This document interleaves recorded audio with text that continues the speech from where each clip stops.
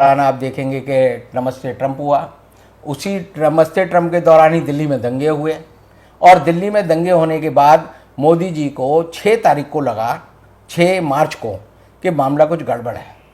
और जब उनको सूचना मिली मामला गड़बड़ है तो उन्होंने बजाय लोगों को सचेत करने के कहा कि मैं जो है होली नहीं खेलूँगा।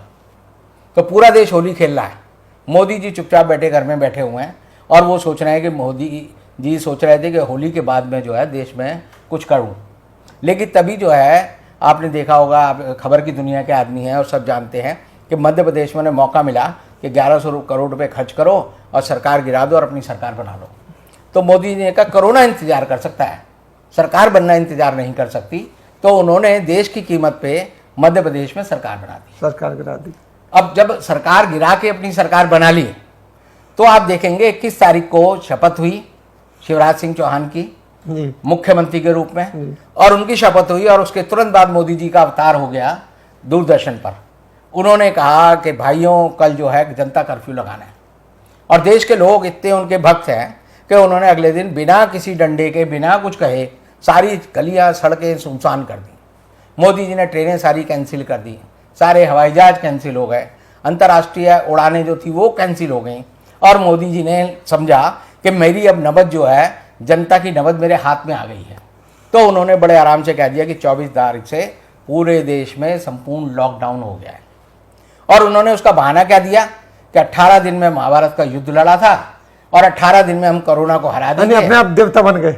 देवता क्या, देवता तो वो हैं। हाँ, अच्छा, उनके मुंह से देववाणी निकलती है। और उन्होंने कहा महाभारत का एग्जाम्पल देकर उन्होंने साबित कर दिया। और उन्होंने कहा कि 21 दिन में जो है हम जो है कोरोना से युद्ध लड़ लेंगे और जीत लेंगे।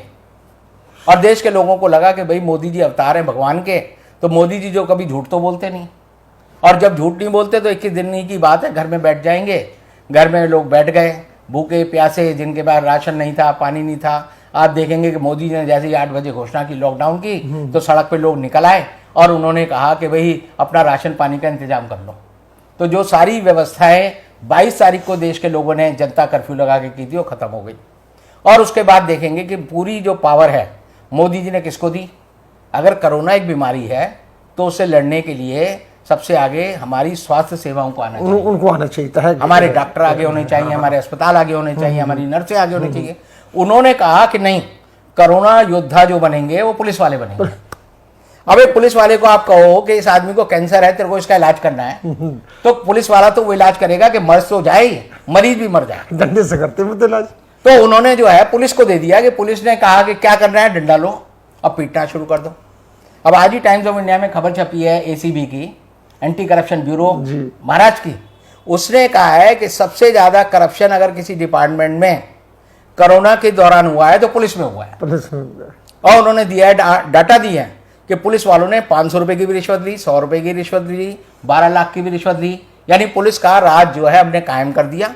और मोदी जी या भाजपा या राष्ट्रीय स्वयंसेवक संघ जो हमेशा चाहता है कि हिंदुस्तान एक पुलिस स्टेट बने, तो आप देखेंगे कि ये जो कोरोना के दौरान जितने भी कर्फ्यू लगे हैं या कोरोना का जो लॉकडाउन हुआ है उसमें दिल्ली को, पूरे हिंदुस्तान को एक पुलिस स्टेट में कन्वर्ट कर दिया। एग्जैक्टली। और आज का हिंदुस्तान जो है आप देखेंगे कि पुलिस स्टेट का हिंदुस्तान है। यानी पुलिस अपने काम में नहीं चूक रही। सीए के जिन लोगों को बंद करना था, एनआरसी के जिन लोगों को बंद करना था, सीलमपुर के दंगों में जिनको बंद करना था, पुलिस ने 10,000 लोगों को बंद कर दिया है। लोगों ने दिल्ली हाईकोर्ट में डेट लगाई, कम से कम ये नंबर तो बता दो कितने लोगों को गिरफ्तार किया है। आज तक दिल्ली पुलिस ने उसकी लिस्ट नहीं दी। और अभी आप देखेंगे 2 दिन पहले ही जो जिस अदालत में केस चल रहा था, तो उसके जज ने कहा कि भैया तुम जो जांच कर रहे हो, एक पक्षीय जांच कर रहे हो, एक पक्ष के लोगों को तो बंद कर देते हो और दूसरे पक्ष के बारे में तो कुछ कहते ही नहीं। इसका मतलब झगड़ा तो हुआ ही नहीं। अगर 10 लोग एक गुट के बंद होंगे तो कम से कम 5 लोग तो दूसरे गुट के होने चाहिए। लेकिन एक पक्ष के तो आपने 10,000 लोग बंद कर दिए। दूसरे पक्ष में कह रहे हो जी ये तो बड़े बेचारे शरीफ लोग हैं, ये पीड़ित हैं और इन्होंने कोई झगड़ा नहीं किया। आप मान सकते हैं कि अगर ये 2 लोग आपस में धक्का मुक्की ना करें तो दोनों पक्ष आना चाहिए, तो कैसे होगा? आप तो वकील हैं, आप तो बेहतर जानते हैं। पक्ष 2 होते तभी तो झगड़ा होता है। जज ने कहा भैया तुम जो एक तरफा जांच कर रहे हो इससे मैं संतुष्ट नहीं हूँ, तुम मेरे सवालों का जवाब दो। तो उन्होंने कहा जी अभी तो कोरोना लगा हुआ है। यानी बंद करने के लिए कोरोना नहीं लगा हुआ, लेकिन आदमी को जमानत देनी है तो कोरोना लगा हुआ है।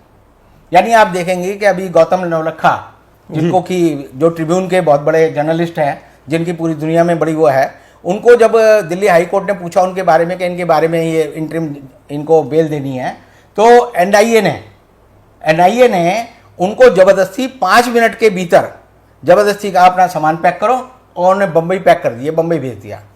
तो दिल्ली हाई कोर्ट के जज जो है बम्बानी, उन्हें बड़ा गुस्सा आया कि मैं इस मामले को सुन रहा हूँ, 4:30 बजे सुना है और 4:35 पे तुमने आदमी को पैक करके ट्रेन में भेज दिया बम्बई।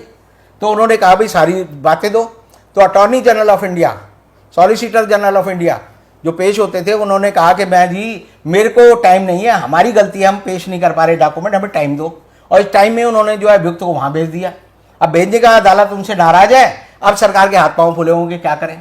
तो मुझे आज भी मैं कह सकता हूँ कि हो सकता है 3 तारीख को उनकी बेंच ही बदल जाए। हाँ, हो सकता है। ये सरकार जो है बेंच बदलने में बड़ी माहिर है। इन्हें लगा कि डॉक्टर मुरलीधर से कोई दिक्कत है दिल्ली में, हाँ। तो मुरलीधर को पैक करके भेज दिया चंडीगढ़। जब उन्हें लगा कि रातों रात, जी हाँ, और 2 जजों से दिक्कत है वहां पर अहमदाबाद में, गुजरात हाई कोर्ट